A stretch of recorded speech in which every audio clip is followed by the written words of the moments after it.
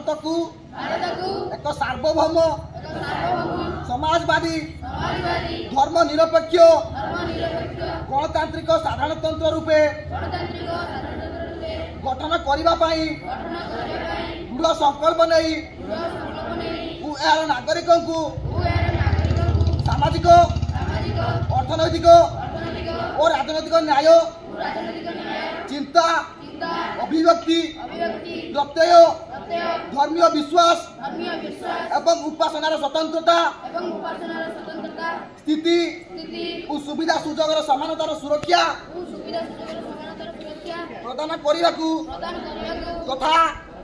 व्यक्तिंकर मर्यादा एवं राष्ट्र ऐक्य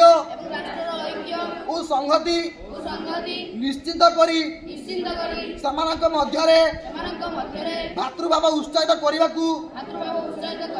1949 मसीहा नवेम्बर मास 26 तारीख दिन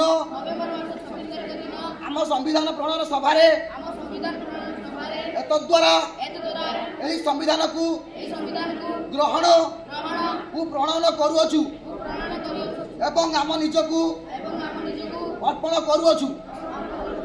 जय हिंद।